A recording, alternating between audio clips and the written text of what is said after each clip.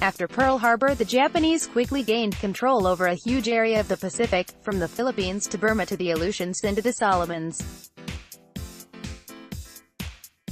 While the Japanese enjoyed the advantage of interior lines of communication, they had somewhat overextended themselves.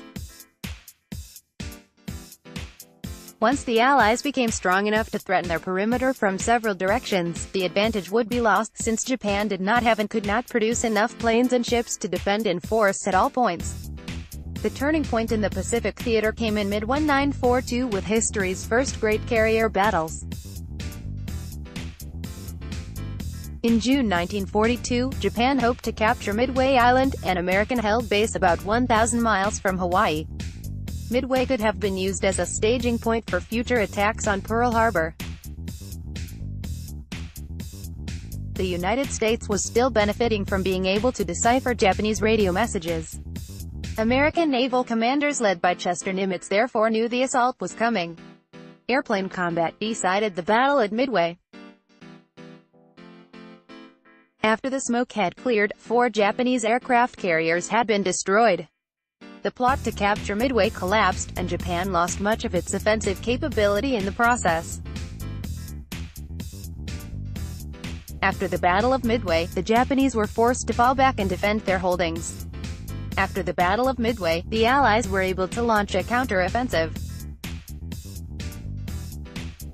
The first stage of the offensive began with the Navy under Admiral Nimitz and Marine landings on Guadalcanal and nearby islands in the Solomons. At the same time, the Army under General MacArthur with Australian allies set out to take New Guinea's Papuan Peninsula. After long, bloody struggles, both campaigns succeeded. From this point on, Nimitz and MacArthur engaged in island-hopping campaigns that bypassed strongly held islands to strike at the enemy's weak points. Campaigns against the Aleutians and Rabaul succeeded in stopping the Japanese advances and secured bases for Allied advances on Japan. While MacArthur pushed along the New Guinea coast, preparing for his return to the Philippines, Nimitz crossed the Central Pacific, via the Gilberts, Marshalls, Marianas, Carolines, and Palaus. Once the Marianas were taken, it would be possible to use them at bases from which the new long-range B-29 bombers could strike at the heart of Japan. The advance through the Central Pacific got underway in November 1943 with the seizure of 2 islands, Tarawa and Makin in the Gilberts. Marines landed on Tarawa on November 21 and took the island in a 4-day fight at a cost to the Marines of some 3,000 casualties. Army troops overwhelmed the small Japanese garrison on Makin between November 20 and 24, 1943. During January and February 1944, Admiral Nimitz proceeded to positions in the Central and Western Marshalls. The principal islands taken were Kwajalein, which was invaded by an Army force on February 1, and the islands of Roy and Namur, which were invaded by Marines on February 3 and 6. From Kwajalein, a naval task force, moving west 340 miles with a regiment each of Marines and infantry, captured a Japanese airbase on Angabi in the Eniwetok Atoll on February 17 to 19, 1944. Meanwhile, on February 16, Nimitz had launched a massive carrier raid on Truk in the Central Carolines, long considered Japan's key bastion in the Central Pacific. This raid revealed that the Japanese had virtually abandoned Truk as a naval base, and a plan to assault that atoll in June was abandoned.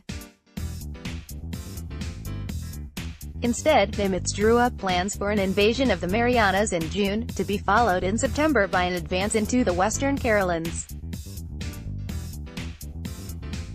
Admiral Nimitz invaded the Marianas in June 1944. Amphibious assaults were made on Saipan on June 15, on Guam on July 20, and on Tinian on July 23, 1944.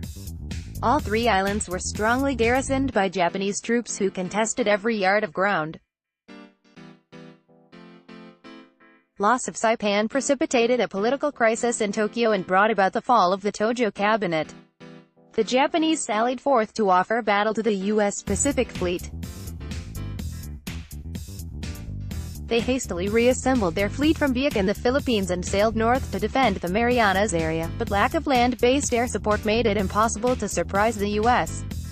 naval contingents under Admiral Spruance.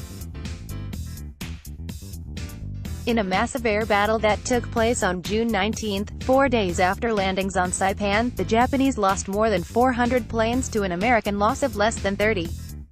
Stripped of carrier planes, the Japanese fleet fled westward, but American planes in pursuit were able to sink several vessels, including 3 carriers.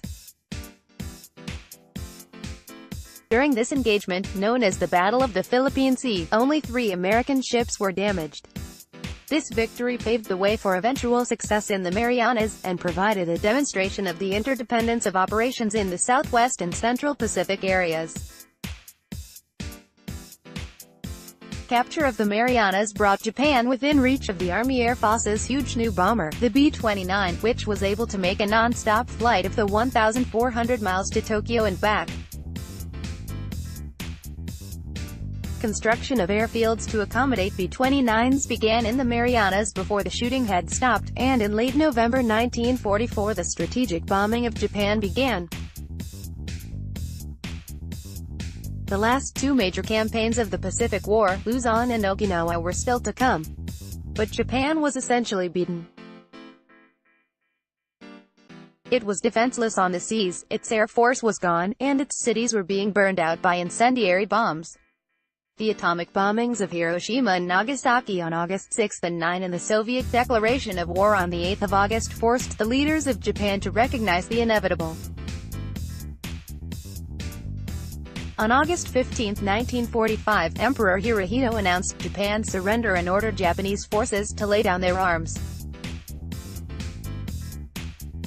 Since the war in Europe had already been won, VJ Day, September 2, 1945, marked the end of the greatest war in human history.